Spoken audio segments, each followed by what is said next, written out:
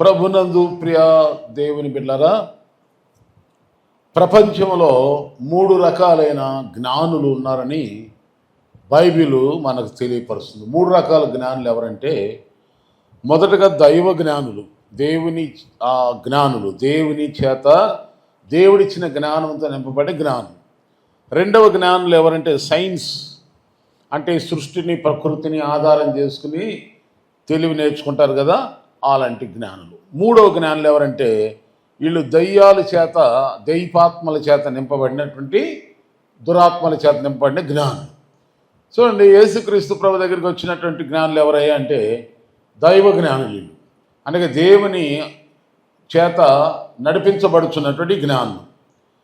దేవుని జ్ఞానులు ఎలా ఉంటారు అని మనం చూసినట్లయితే, ఆదికాండం 41:39 యోసేపును గురించి బైబిల్ ఏం చెబుతుందంటే, అక్కడ ఫరో రాజు అంటాడు, ఆ దేశంలోనంట యోసేపును మించిన జ్ఞానం కలిగినోడు ఎవరూ లేరంట. అక్కడ నీవలే వివేక జ్ఞానము కలిగిన వాడు ఎవడనో మా దేశంలో లేడు. యోసేపు ఎవరు అసలు?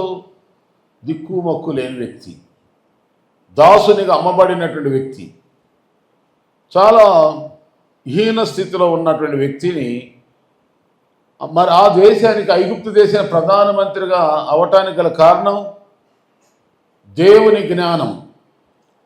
ఈ సమయంలో మనం తెలుసుకోవాల్సింది ఏమిటంటే, దైవ జ్ఞానం నీకు ఉంది అంటే నువ్వు ఎక్కడ ఉన్నా దేవుడు నిన్ను తీసుకెళ్ళి సింహాసనం మీద కూర్చోబెడతాడు. దాసోహములో ఉన్న, దీన స్థితిలో ఉన్న, హీన స్థితిలో ఉన్న, నీచ స్థితిలో ఉన్న, దిక్కులేని పరిస్థితిలో ఉన్న యోసేపును దేవుడు జ్ఞానవంతుడుగా, దేవుని జ్ఞానంతో నింపబడ్డాడు కనుక యోసేపును దేవుడు సింహాసనం ఎక్కించాడు. దైవ జ్ఞానము నిన్ను హెచ్చిస్తుందని ఇక్కడ చూస్తున్నాం. నిర్గమకాండములో మనము 31 అధ్యాయం వచనాల్లో మనం చూసుకుంటా వెళ్ళినట్లయితే, అక్కడ దేవుని మందిరం నిర్మాణం చేయటానికి ప్రత్యక్ష గుడారం అని మొదటగా ఈ భూమి మీద దేవుడు వచ్చి నివాసం చేయడానికి మొదటగా కట్టబడిన మందిరం, టెబర్నకల్ గుడారం ఏదైనా ఉందంటే అది ఏంటంటే ప్రత్యక్ష గుడారం. ఆ గుడారాన్ని కట్టడానికి అందరి వల్ల కాల బెసలేలు అనేటువంటి వ్యక్తిని దేవుడు తన జ్ఞానంతో నింపి ఎలా కట్టాలో, ఎటు కట్టాలో, ఏ వైపు గుమ్మాలు, ఎటువైపు కిటికీలు పెట్టాలో దేవుని జ్ఞానంతో దేవుడే నింపి ఆ బెసలేలును ప్రత్యక్ష గుడారం కట్టేలాగా దేవుడు తన జ్ఞానంతో నింపాడు. ఇప్పుడు చెప్పండి, దేవుని జ్ఞానం ఉన్నవాళ్ళు ఇల్లు ఎలా కట్టాలో, చర్చి ఎలా కట్టాలో, ఎటు గుమ్మం పెట్టాలో, ఎటు కిటికీ పెట్టాలో చెప్పలేరా? చెప్పగలరు. భూమిపైన దేవుని నివాసం ప్రత్యక్ష గుడారం. నిర్గమకాండంలో 25వ అధ్యాయం 25వ వచనం అంటాడు, దేవుడే అంటాడు, నేను వచ్చి మీ మధ్య నేను నివాసం చేయటానికి నాకు ఒక నివాసం కట్టండి అని దేవుడు అంటే, దేవుని నివాసం కట్టటానికి మనిషిని దేవుడు తన జ్ఞానంతో నింపాడు. దేవుని నివాసమే మనిషితో కట్టించాడంటే మన ఇల్లును దేవుడు మనతో కట్టించుకోడా? అయితే దానికి ఎవరు జ్ఞానం? దేవుని జ్ఞానం కావాలి. విశేషం, చిత్రం ఏమిటంటే, చాలామంది క్రైస్తవులు యేసుప్రభువుని నమ్ముకున్న తర్వాత కూడా వాళ్ళు ఇల్లు కట్టాలంటే, ఇల్లులో వెళ్ళాలంటే ఎవరిని అడుగుతారని దయ్యాల జ్ఞానం నింపబడినటువంటి దయ్యపు మనుషుల దగ్గరికి వెళ్తారు. దానికి వాస్తు అనే ఒక పేరు పెడతారు, ముహూర్తం అని పెడతారు, మంచి రోజు ఏది, చెడ్డ రోజు అని అడగటానికి వెళ్తారు. బైబిల్ ఏం చెబుతుందంటే, జ్ఞానము, దేవుని జ్ఞానమును ఎంత గొప్పదయ్యా అంటే, దేవుడే నివాసం ఉండే నివాసం కట్టేంత జ్ఞానం దేవుడు మనకిచ్చాడు, ఇస్తాడు. మూడవదిగా మనం చూస్తే ద్వితీయోపదేశకాండంలో 1:13 చూస్తే, ఇశ్రాయేలీల మధ్యలో ఏదైనా గొడవలు, జనములు మెల్లిగా లక్షలాది వేలాది మంది కదా, మంది ఎక్కున్నప్పుడు మనస్పర్ధలు వస్తాయి, జగడాలు వస్తాయి. ఈ భేదాలు వస్తే కనుక వాటిని తీర్చడానికంట దేవుడు కొంతమందిని జ్ఞానంతో నింపాడంట. వినండి, నీ ఇంట్లో గొడవలు, భార్యాభర్తల జగడాలు, బంధువులతో ఇతరులతో వాళ్ళతో వీళ్ళతో ఏదైనా వచ్చినప్పుడు ప్రార్థనాపూర్వకంగా దేవుడిని అడిగితే దేవుడు ఆ సమస్య పరిష్కారం జ్ఞానం ఇస్తాడు. జ్ఞానంతో ఆ పరిష్కారం చేయించేస్తాడు. ఇప్పుడు చెప్పండి, నువ్వు ఎంత తృణీకరించబడ్డా, త్రోసివేయబడ్డా, దేవుని జ్ఞానం నీకుంటే నీవు సింహాసనం మీద దేవుడు కూర్చోబెడతాడు. అసలు జ్ఞానం ఏంటంటే తర్వాత చెప్తానే. ముందు జ్ఞానం, దైవ జ్ఞానం. రెండవదిగా దైవ జ్ఞానం ఉన్నవాళ్ళు మందిరాన్ని కట్టగలరు, నిర్మాణాలు చేస్తారు, కడతారు. మూడవదిగా చూస్తే దేవుని జ్ఞానం ఉన్నవాళ్ళు ఏం చేస్తారంటే గొడవలను, అల్లర్లని, జగడాలని ఆర్పేస్తారు, తీర్పు తీరుస్తారు. ఒక మనిషి మధ్యలో ఉన్న వివాదాలు చల్లారాలంటే దేవుని జ్ఞానం అంటే చల్లారిపోదు. తర్వాత మనము 2వ సమూయేలు గ్రంథం 14:20 చూస్తే దావీదును గురించి బైబిల్ ఏం చెబుతుందంటే దేవదూతల జ్ఞానం వంటి జ్ఞానం కలిగినవాడంట. దేవదూతల జ్ఞానము కలిగిన వాడంట. ఎక్కడ ఏం జరుగుతుందో, శత్రువు ఎటు పెంచున్నాడో, ముందేం జరగబోతుందో, వెనకాల ఏం జరుగుతుందో, ఎవరు ఏ విధంగా మంచి చేస్తున్నారో, కీడు చేస్తున్నారో గ్రహించే జ్ఞానం దేవుడు దావీదుకి ఇచ్చాడు. సొలొమోను గురించి 2వ దినవృత్తాంతాల గ్రంథం 9:22 ఏం చెప్తుందంటే సొలొమోను గురించి, రాజైన సొలొమోను భూరాజులందరికంటేనో ఐశ్వర్యవంతుడు, జ్ఞానవంతుడు, అధికుడైన.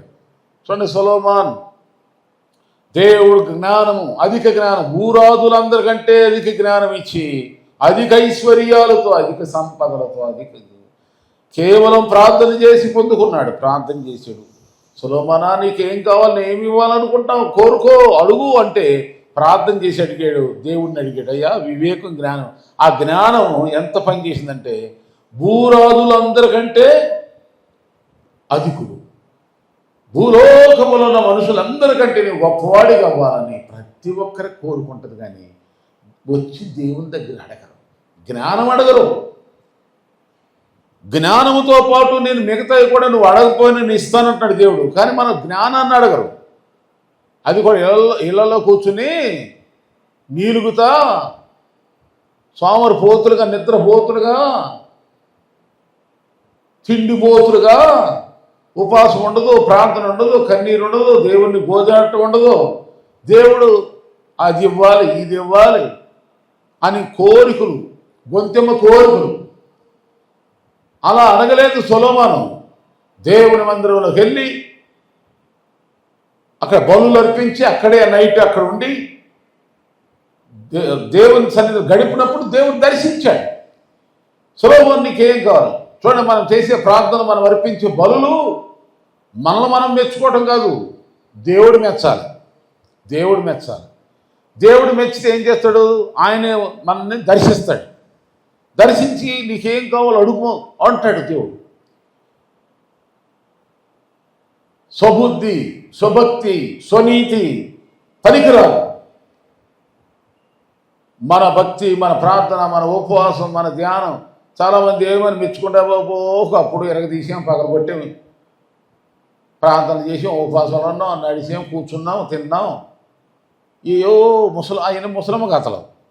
మరి అప్పుడున్నటువంటి మంట, అప్పుడున్న ధ్యానం, అప్పుడున్న ప్రార్థన జీవితం, అప్పుడున్న ఆత్మీయ మంట కనీసం ఆ వందలు కొంచెమైనా కనబడదు ఎప్పుడు.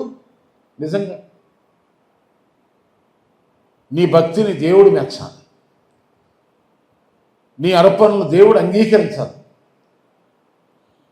కనుక సొలొమోనుని దేవుడు అలా మెచ్చి నీకేం కావాలని అడగమన్నప్పుడు సొలొమోను అడిగాడు. జ్ఞానం కావాలన్నప్పుడు దేవుడు ఇచ్చాడు. ఎంత జ్ఞానం ఇచ్చాడయ్యా అంటే భూరాజులందరికంటే, భూరాజులంటే ప్రపంచంలో ఎన్ని దేశాలు ఉన్నాయో, ఇప్పుడైతే సుమారుగా 200 దేశాలు ఉన్నాయంట. ఇప్పుడు ప్రజెంట్ 200 దేశాలు. పోనీ అప్పుడు ఎన్ని దేశాలు ఉన్నాయో సుమారుగా ఆ దేశ రాజులందరికంటే అధికమైన జ్ఞానాన్ని, అధికమైన ఐశ్వర్యం, అధికమైన సమృద్ధిని దేవుడిచ్చాడు. జ్ఞానం ఎంత పనిచేస్తుందో చూసారా? అందరికంటే ఉన్నతమైన ధనవంతులుగా దేవుడు చేస్తాడు జ్ఞానం ఉంటే. బైబిల్ చదివితే దేవుని గోజాడితే, ప్రభా నీ జ్ఞానం నాకు ఇవ్వయ్యా, అప్పులు తీరట్లేదు నాయన, ఆర్థిక సమస్యలు ఎలాగో ఉంటున్నాయి ప్రభా, అనారోగ్య సమస్యలు, మానసిక సమస్యలు, శరీర సమస్యలు, కుటుంబ సమస్యలు, ఎవరితో చూసినా నాకు సమాధానం లేదు, ఎటువైపు చూసినామా నాకు సమస్యలే, శ్రమలే, శోధనలే, నాకు సమాధానం కలగాలి ప్రభా, నీ జ్ఞానం దయచి వీటన్నిటిపై నాకు జయం దయచి, వీటిని ఎలా జయించాలి, అందరితో నేను ఎలా మంచిగా ఉండాలా, అందరితో పరిశుద్ధంగా, అందరితో సమాధానం ఉండి సమస్యలను జయించాలి, రోగాలను జయించాలి, దయ్యాలను జయించాలి, ఆర్థిక సమస్యలను జయించాలి, దీనికి నీ జ్ఞానం ఇవ్వు అని దేవుణ్ణి మనం అడిగితే అప్పుడు ఆయన సొలొమోనుకి ఇచ్చి, సొలొమోనుకి ఒక యుద్ధం కూడా చేయకుండా దేవుడు సొలొమోను ఒక యుద్ధం కూడా యుద్ధం చేయలేదు. ఎప్పుడు ఆయన చేతితో కత్తి పట్టుకోవాలి. ఆయన దేశంలో నెమ్మది ఉంది, వెండికి విలువ లేదు. అంటే వెండి ఇప్పుడు మనం ఎట్ట ఈ గణేట్రాలను పారేస్తామో వెండిని అట్ట పారేసేవాడు, అంటే ఎవడు పట్టుకున్నాడు. అంత సమృద్ధి జ్ఞానం. ఆ జ్ఞానం ఎవరో కాదు, మొదటి కొరింథీ పత్రిక 1:24 మనం చూసినట్లయితే, మొదటి కొరింథీ పత్రిక 1:24 ఏముందంటే, క్రీస్తే ఆ జ్ఞానం. ఆ క్రీస్తును సంపాదించుకున్నానంటే పౌలు గారు, యేసును సంపాదించుకో, ఆయన సంపాదించుకొని ప్రార్థన చేయాలి. సొలొమోను అది చేసి పొందుకున్నాడు. ఇది దైవ జ్ఞానుల యొక్క లక్షణాలు. దేవుని జ్ఞానం ఉన్నటువంటి వాళ్ళలో మొదటగా, ఎంత దీనాతి దీన స్థితిలో నువ్వు పడిపోయినా, దాసుడుగా అమ్మబడ్డా, చెరసాల్లో తోయబడ్డా, అన్యాయమైన కష్టాలు ఎన్ని పడ్డా, దేవుని జ్ఞానం నీలో ఉందా? నువ్వు చెరసాల్లో ఉన్నా, దాసుడిగా అమ్మబడ్డా, గుంటలో పడిపోయినా, ఎంతమంది మధ్యలో అసూయ పరుల మధ్యలో నువ్వు ఉన్నా, దేవుడు నిన్ను అక్కడ పట్టుకుని తీసుకొచ్చి సింహాసనం కూర్చోబెడతాడు. జ్ఞానమే. సో యోసేపుకి ఏమి లేదు, దేవుని జ్ఞానమే. రెండవదిగా, నీవు దేవుని జ్ఞానంతో నింపబడితే నీ చేత అనేక ఈ గృహాలు, దేవుని మందిరం కట్టిస్తాడు. కట్టే వాళ్ళగా నిన్ను వాడుకుంటాడు, కూర్చేలాగా కాదు. కాపురాలు కట్టేలాగా, నిన్ను నువ్వు కట్టుకునేలాగా, నీ కుటుంబాన్ని కట్టుకునేలాగా, నీ పిల్లలు నడిపించుకునేలాగా, ఆ జ్ఞానం, కట్టే జ్ఞానం, నిర్మించుకునే జ్ఞానం దేవుడు నీకు దయచేస్తాడు. జ్ఞానం అంత పనిచేస్తుంది. మూడవదిగా చూస్తే, మనం బైబిల్లో చూస్తే, దావీదు యుద్ధాలు ఎటు వెళ్ళాలి, ఎటు వెళ్ళకూడదు, ఆయన దేవదూతల జ్ఞానం. అలాగే ఇశ్రాయేల్ కాలంలో, మోషే కాలంలో జరిగింది ఏంటంటే, ప్రజల మధ్యలో వ్యాజ్యాలు తీర్చడానికి, గొడవలు సల్లార్చడానికి జ్ఞానవంతులను దేవుడు ఏర్పడింది. జ్ఞానం, గొడవలు, జగడాలు పోవాలంటే జ్ఞానం. కానీ సొలొమోను జ్ఞానం, సొలొమోనుకి ఇచ్చిన జ్ఞానం అందరికంటే అధికమైనటువంటి ఐశ్వర్యం, తెలివి, జ్ఞానం అంత పనిచేస్తుంది. మరి జ్ఞానాన్ని మించింది ఏముంది? బుద్ధి, జ్ఞానం, సర్వ సంపదలు ఆయనందే, యేసునందు. మరి ఆయన గుప్తమైపోయింది అంటే యేసులో ఉన్నాయి కనుక యేసు దగ్గరికి వచ్చి పొందుకోండి, రండి. ఎంతకాలం దరిద్రంగా ఉంటారు, అనారోగ్యంగా ఉంటారు, ఆవేదన ఉంటారు, దిగులతో, చింతతో, విచారంతో ఎందుకలా కుమిలిపోతుంటారు, రండి. యేసు దగ్గరికి వచ్చి యేసును వేడుకో. దేవుడు మొదటగా ఆ నీతిని, రాజ్యాన్ని వెతుకు, అప్పుడు నీకేం కావాలో నేను ఇస్తానని యేసు చెప్తున్నాడు. రండి రండి రండి అని వాట్సాప్లో మెసేజ్లు, పర్సనల్ మెసేజ్లు, స్టేటస్ మెసేజ్లు, ఫోన్ చేసిన, పలకరించిన, రండి రండి రండి అని సేవకుల ద్వారా దేవుడు పిలుస్తున్నాడు మనల్ని పొందుకోవటానికి. జ్ఞానం పొందుకుంటే ఇన్ని లాభాలు ఉన్నాయి. ఆ జ్ఞానం అయిన యేసుక్రీస్తుని పొందుకోవాలి. ఏమండి, ప్రపంచంలో 3 రకాల జ్ఞానులు ఉన్నారు. ఒకటి దైవ నిజ దేవుని జ్ఞానులు. ఈ జ్ఞానులు దేవుని జ్ఞానులు అయితే అలా. ఇక యేసు ప్రభు వారి కాలంలో జరిగిన విషయం ఏంటంటే, 2వ అధ్యాయం మత్తయి సువార్తలో, ప్రపంచంలో ఆ రోజుల్లో కూడా చాలామంది జ్ఞానులు ఉన్నారు. కానీ యేసుని కనుగొన్న జ్ఞానులు ఇల్లు, యేసును నిజదేవుడు పుట్టాడని గ్రహించిన జ్ఞానులు. ఈ ప్రపంచంలో చాలామంది జ్ఞానులు అనుకునే వాళ్ళు ఉన్నారు, సైన్స్ జ్ఞానులు ఉన్నారు, దురాత్మలు, అపవిత్రాత్మల చేత మేము జ్ఞానులు అని చెప్పుకునే వాళ్ళు ఉన్నారు. వాళ్ళకి తెలియదు అసలు ఈ జ్ఞానం తెలియదు. ఏ జ్ఞానం? ఈ దైవ జ్ఞానం తెలీదు. అందుకని బైబిల్ ఏం చెప్తుందంటే నశించే వారికంట ఈ యేసు ప్రభు వారి యొక్క వాక్యం అంట వెర్రితనం అంట. మనమేమో వాళ్ళు ఎర్రోళ్ళు నశించిపోయి నరకానికి వెళ్ళిపోతారని మనం బాధపడి ప్రార్థన చేస్తుంటే వాళ్ళు ఏమనుకుంటారంట, మనల్ని ప్రార్థనకి వెళ్ళిన వాళ్ళని, చర్చికి వెళ్ళిన వాళ్ళని, బైబిల్ చదివే వాళ్ళని, దేవుడు నమ్ముకునే వాళ్ళు మనల్ని ఎర్రోళ్ళు అంటారు. వాళ్ళు మనల్ని ఎర్రోళ్ళు అంటారని ముందే బైబిల్ చెప్తుంది. ఎవడైనాను దేవుని దృష్టిలో జ్ఞానిగా ఉండాలి అంటే బాగా గుర్తుపెట్టుకోండి, దేవుని దృష్టిలో జ్ఞానవంతుడంట లోకపు దృష్టిలో వెర్రోళ్ళ కనబడతారంట. ఎవరిలాగా? వెర్రోళ్ళ అనుకుంటారు మనల్ని. ఎందుకంటే అప్పుడే మనం గద్దిస్తాం, అప్పుడే ఖండిస్తాం, అప్పుడే ప్రేమిస్తాం, అప్పుడే జాలి పడతాం, అప్పుడే ప్రార్థిస్తాం, అప్పుడే మనం అందరితో సమాధానంగా ఉండాలని కోరుకుంటాం, మంచి కోరుకుంటాం, అందరూ మంచిగా ఉండాలి. కానీ ఈ లోక జ్ఞానం అలా ఒప్పుకోదు. అందుకే మనం ఎలా కనబడుతుంటే లోకం దృష్టిలో దేవుని జ్ఞానం కలిగిన వాళ్ళు వెర్రోళ్ళలాగా ఉంటారు, తెక్కులోళ్ళలాగా అనుకుంటారు, చేతకాని వాళ్ళు అనుకుంటారు, పనికిమాలిన వాళ్ళు అనుకుంటారు. దేవుని జ్ఞానం కలిగిన వాళ్ళు లోకంలోకి అర్థంగా మొదటి కొరింథీ పత్రిక 1వ అధ్యాయంలో ఈ విషయాలన్నీ ఉంటాయి. 1వ అధ్యాయం 2వ అధ్యాయంలో చదువుకుంటే ఏమంటే తర్వాత నేను ఇంకొక జ్ఞానులు ఎవరైనా సైన్స్ జ్ఞానులు. ఈ సైన్స్ జ్ఞానం వీళ్ళని ఎవరిని అంటారంటే ఈ భౌతిక శాస్త్రం, సాంఘిక శాస్త్రం, ఈ అంటే అర్థం ఏంటంటే 2 మాటలు మనం చూద్దాం. కీర్తన గ్రంథం 19 అధ్యాయం 1 నుండి 3 వచనాలు చదివితే, ఆకాశములు దేవుని మహిమను వివరించుచున్నవి, అంతరిక్షము ఆయన చేతి పనిని ప్రచురపరుచున్నది, పగటికి పగలు బోధేయుచున్నది, రాత్రి రాత్రి జ్ఞానం తెలుపుతుంది. వాడికి భాష లేదు, మాటలు లేవు, వాడి స్వరం ఎవరికి వినపడదు, అసలు స్వరం లేదు. అంటే ఇప్పుడు సైన్స్ జ్ఞానులు అందరూ కూడా ఇప్పుడు మనం సాంఘిక శాస్త్రం, ఇది సైన్సు ఏదైనా సరే బుక్కులు చదువులో ఏమి నేర్పిస్తారు? సూర్యుడికి చంద్రుడికి ఎన్ని కిలోమీటర్లు దూరము, భూమికి చంద్రుడికి ఎంత వెళ్ళొచ్చా, వెళ్తే ఏమవుతాం, ఇది కనుగొన్నది ఎవరు? మన దేశ శాస్త్రవేత్తలు, అంటే సైంటిస్టులు. ఎవరు? సైంటిస్టులు. ఇది అంటే అర్థం ఏంటి? దేవుడు చేసిన సృష్టినే పరిశీలనగా తెలుసుకునేటువంటి జ్ఞానులే కానీ ఇది దేవుడే చేశాడని తెలుసుకోలేనటువంటి గుడ్డోడు.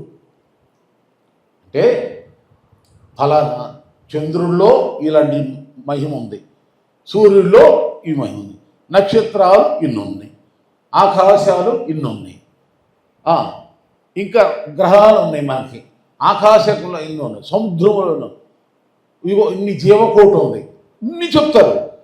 కాస్త వీటిని సృష్టించిన సృష్టికర్త ఎవరో తెలుసుకోలేనటువంటి అమాయకులు ఈ సైన్స్ జ్ఞానులు.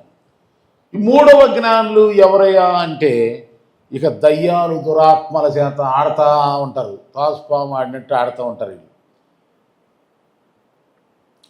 ఈ దయ్యపు జ్ఞానులు మనకి ఎక్కడ ప్రత్యక్షం అవుతారంటే నిర్గమాకాండంలో మోషే పరువు దగ్గరికి వెళ్ళి, నా ప్రజల్ని తీసుకెళ్ళిపోతాం, దేవుడు పంపించండి, నన్ను ఇజ్రాయేల్ని విడుదల చేయంటే ఆయన ఒప్పుకోడు. నువ్వు అలా కబుర్లు చెబుతావులే, ఆ యెహోవా ఎవరో నువ్వెవరో అని చెప్పు అంటే కొన్ని రుజువులు చూసిళ్ళు కలిదొరుతాయి. కర్రను కింద పడేస్తాడు మోసే, ఆ కర్ర ఏం చేస్తే పాము ఆడు కూడా పడేస్తారు. ఎవరు? అక్కడున్నారు కొంతమంది దెయ్యాల జ్ఞానం కలిగిన వాళ్ళు. కానీ విషయం ఏంటంటే మోసే కర్రే పామయ్యి ఆ దేశంలో ఉన్నటువంటి ఆ దయ్యపు జ్ఞానుల యొక్క కర్రల్ని, ఆ కర్రలు కూడా పాములేనిగా ఇది మింగేసి. అంటే మోసే కర్ర పామైనా మోసే కర్రను ఏ పాము అక్కడ మింగలేకపోయింది. అంటే దీని అర్థం ఏంటంటే లోకములో దురాత్మలు, అపవిత్రాత్మ, చీకటి శక్తులు, మంత్రతంత్ర, చేతబడి, బాణమతి, తాడు, తడప, కుంక, బంక ఇవన్నీ సన్నాసి పనులు చేసేటువంటి పిచ్చి పిచ్చోళ్ళు ఎంతమంది ఉన్నా వాళ్ళు ఎన్నెన్ని చేసినా సవాలు చేస్తున్నారు ఆన్లైన్ ద్వారా. యేసు క్రీస్తు శక్తి ఎదుట బలాదు పనికిరారు. నా జీవితంలో సేవా జీవితం ఎంతోమందికి సవాళ్ళు ఇస్తుంది. యేసు శక్తి గొప్ప, లోకములో ఉన్న దెయ్యాలు దురాత్మలు ఇది సైతాన్ ఉందే దేవునికి విరోధంగా లేచిందో ఆ దురాత్మ అపవిత్రాత్మ చేత పట్టబడి వాళ్ళని దెయ్యాలతో ఉండి అందరు దెయ్యాలు వెళ్ళగొడతాం, అందరిలో ఆ కీడు తొలగిస్తాం, దానికి ఇది దీనికి ఇది 10 రూపాయలు 20 రూపాయలు 100 రూపాయలు 1000 రూపాయలు వసూలు చేసేసుకుని ఈ దెయ్యాలు ఈ విధంగా బతికేస్తున్నాయి. ఆళ్ళల్లో దెయ్యాలు ఉండి ఈ కొంతమంది దెయ్యపు మనుషులు కూడా ఆన్లైన్ నమ్ముతారు, అక్కడికి వెళ్ళి సమర్పణలు చేసేసుకుంటారు. మొత్తం కాబట్టి అసలు అంత అయిపోయినాక అసలు సిస్సలైనటువంటి అసలు ఆలోచన ఏంటో అప్పుడు క్షవరం అయిపోయినాక అంత అయిపోయినాక వివరం వచ్చినట్టుగా అన్నీ కోల్పోయి అంత పోయినాక ఏ గతి లేనప్పుడు చివరిగా యేసు ప్రభువుకు ప్రార్థన చేస్తే ఆ పాస్టర్ గారు ఎవరిని పిలవండి అయ్యా, ఎందుకంటే ఫ్రీగా వచ్చి ఏ ఒక్క రూపాయి తీసుకోకుండా ప్రార్థన చేసేది ప్రపంచంలో ఎవరైనా ఉన్నారా? పాస్టర్ గారే. ఇతర ఏ మంత్రతంత్ర చీకడ ఎలాంటివి మా విద్యా వైద్యాలు ఎరిగినటువంటి వాళ్ళ దగ్గరికి వెళ్తే ముందు ఏమంటారంటే, ఇదిగో ఆ వైద్యం చేయాలంటే, ఆ పూజ చేయాలంటే, ఆ పెళ్లి చేయాలంటే, ఆ ఇంట్లో ప్రవేశించాలంటే, ఇది చేయాలంటే అది చేయాలంటే దానికి ఎంత దీనికి ఎంత అని లెక్కలు కట్టేసేస్తారు, ఇవ్వాల్సిందే, అక్కడ ఇచ్చేస్తారు. కానీ ఇక్కడ పాస్టర్ గారు పెళ్లి చేయాలి, పెళ్లి చేయడానికి ఎంత ఇవ్వండి, లేకపోతే మీ ఇల్లు ఓపెనింగ్ ఎంత ఇవ్వండి, లేకపోతే మీ కొరకు ఇన్ని నెలలు ఇన్ని రోజులు ప్రార్థన చేస్తున్నాను, ఇన్ని గంటలు ప్రార్థన చేస్తున్నాను, ఉపవాసాలు ఉంటున్నాం, ఎంత ఇవ్వండి అని అనంటే పాస్టర్ గారు అంటే ఎలా ఉంటుందంటే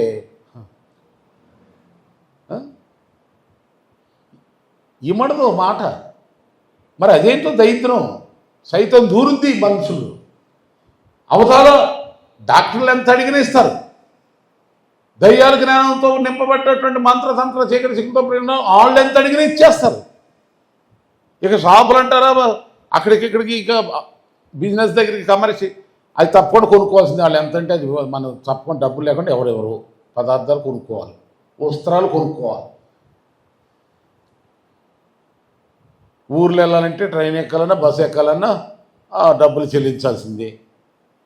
కానీ ఫ్రీగా ఉచితంగా ఎవరు చేస్తారంటే పాస్టర్ గారులే చేస్తారు, సేవకులే చేస్తారు.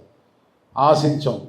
ఏమొక్కటి ఆశిస్తామంటే వీళ్ళు ఈ రోగం తొలగిపోతే, వీళ్ళలో ఉన్న దయ్యం వెళ్ళిపోతే, వీళ్ళు అప్పులు తీరిపోతే, వీళ్ళు ఆ చిక్కుల్లో నుండి విడిపించబడితే, ఆ చీకటి నువ్వు బయటకు వచ్చేస్తే పాపం అదే చాలు. వీళ్ళు వేసే నమ్ముకుంటే చాలు, వీళ్ళు రక్షణ పొందితే చాలు, వీళ్ళు దేవుడిని పెట్టి నమ్ముకుని దీవించ చల్లగా బతి కోరుకుంటాం. కానీ దీవించబడినాక చల్లబడిన తర్వాత ఆశీర్వదించబడినాక ఈ కోరుకున్న పాస్టర్ గారిని గుర్తించుకోరు ప్రార్థన చేసినటువంటి వాళ్ళు. అయ్యగారికి ఎంత కష్టపడ్డాడో చాటుగా మన ముందు ఎంత ప్రార్థించి చాటుని ఎంత ప్రార్థించి కన్నీరు ఖర్చు అస్సలు. కనుక నిజమైన జ్ఞానాన్ని, నిజమైన దైవ జ్ఞానాన్ని ఈ లోక జ్ఞానం కలిగిన వాళ్ళు, దయ్యాల జ్ఞానం కలిగిన వాళ్ళు, ఈ సైన్స్ జ్ఞానం కలిగిన వాళ్ళు గుర్తించలేరు. మనం అందుకని చివరికి ఒక మాట ఏంటంటే, యేసుక్రీస్తునంట సిలువేసే వాళ్ళకంట ఆయనలో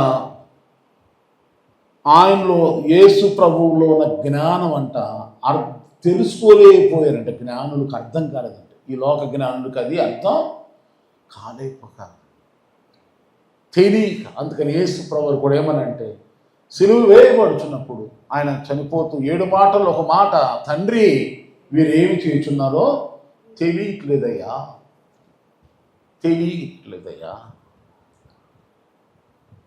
ఈ దినాల్లో ఎంతో మందికి తెలియట్లేదు దేవుడెవరు.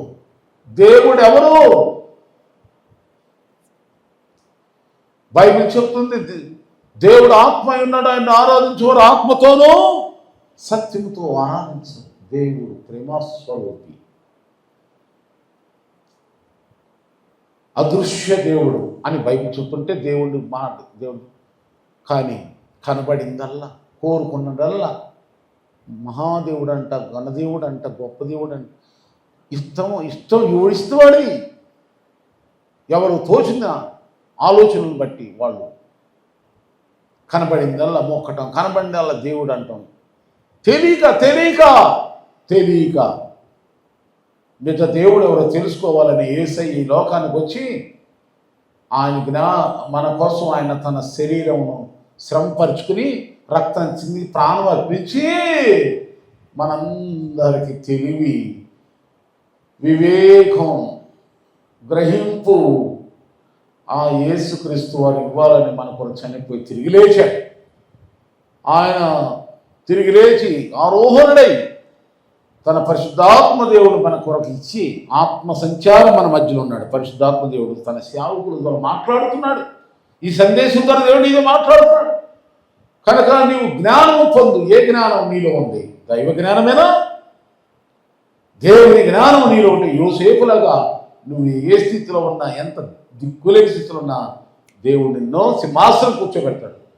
దావీదులాగా నిన్ను అన్ని యుద్ధాల్లో విజయాన్ని ఇప్పిస్తాడు. సొలొమోనులాగా అందరికంటే ఎక్కువ ధనవంతుడిగా, జ్ఞానవంతుడిగా నిన్ను ఆశ్రయిస్తాడు. గొడవలు జగడాలు తీర్చే జ్ఞానం దేవుడికి ఇస్తాడు. సైన్స్ జ్ఞానం చాలా మంది తెలుసు. ఎంత ఈ లోక జ్ఞానం నీకు ఎంత తెలిసినా పశువుల గురించి, పక్షాదుల గురించి, లోకం గురించి, సముద్రాలు ఎన్ని లోతు, ఎత్తు ఎంత, లావెంత, ఎంత సైంటిస్టు అయినా తెలుసు. ఇదంతా దేవుని సృష్టే.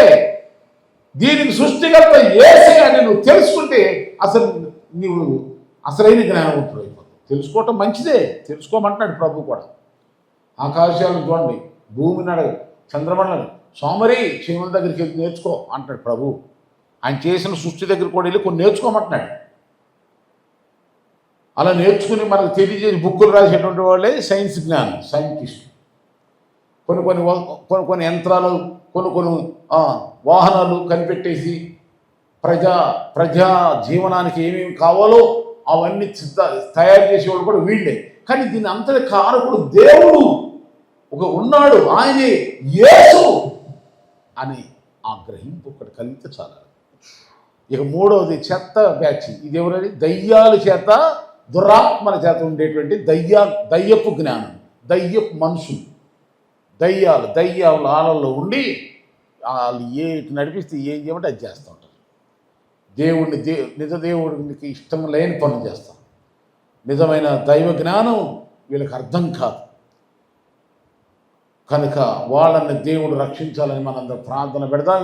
సైన్స్ జ్ఞానం దేవుడు మనల్ని, యేసు ప్రభువును కనుగొన్న జ్ఞానులు ఎలా ధన్యులైపోయారో ఈ రాత్రి లేక ఈ సందేశం బిడ్డలారా మీరు ధన్యులు అవ్వాలంటే ఇదిగో మీరు మీ కుటుంబం ఉన్న చోట ఉన్న పాటన ప్రభుని జ్ఞానం ప్రసాదించు. జ్ఞానం ఇవ్వు, నీ తెలివి ఆయన సమర్పించుకో. ఆయన జ్ఞానం మితిలేని జ్ఞానం ఉంటే చాలు. నువ్వు యేసును కనుగొంటావు, యేసయ్యను చూస్తావు, ఆయన దృష్టికి ధన్యులు అయిపోతావు, అన్ని విషయాల్లో ఆశ్చర్యకరంగా జీవిస్తావు. ఆ యేసయ్యను కనుగొనే జ్ఞానం ఈ సందేశం విన్న ప్రతి ఒక్కరికి ప్రభు దయచేయగాక. ప్రార్థన. మహాప్రేమ దయగలిగిన మా పరిశుద్ధుడా, ఎందరైతే ఈ సందేశం విన్నారో అందరిపై నీ కనుదృష్టి ఉంచి దీవించి మహిమ పొందాలని, దయ్యపు జ్ఞానులు మార్పు చెందాలి, సైన్స్ జ్ఞానులు మార్పు చెంది నిన్నే అసలైన జ్ఞానం కలిగిన దేవుడు నీవేనని, జ్ఞానాధారం మీరేనని, అయ్యా మీ పరలోక జ్ఞానం తెలుసుకుని ఆ జ్ఞానం ద్వారా మిమ్మల్ని ఎరిగి, మీ ప్రేమను ఎరిగి, మీ రక్షణ పొందుకొని సత్యంలో మార్గంలో నడుచుకుంటూ నీ రాజ్య వారసులు అయ్యే ధన్యత ప్రతి ఒక్కరికి దయచేయండి. రక్షణ పొంది ఈ మార్గంలో నడుస్తున్న బిడ్డలు ఎవరు కూడా నిర్లక్ష్యంగా, అలక్ష్యంగా, సోమరులుగా, నిద్రపోతులుగా, తిండిపోతులుగా, మందమత్తులుగా ఉండకూడదా. ప్రతి ఒక్కరు నీ జ్ఞానంతో చురుగ్గా నీవు మెచ్చే భక్తి శ్రద్ధలతో నిన్ను మహిమపరుస్తూ నీ దృష్టికి నన్ను యోగ్యులై దీవించబడేలాగా ప్రతి ఒక్కరిని దీవించి ఆశీర్వదించి యేసు నామమున అడుగుచున్నాము తండ్రి.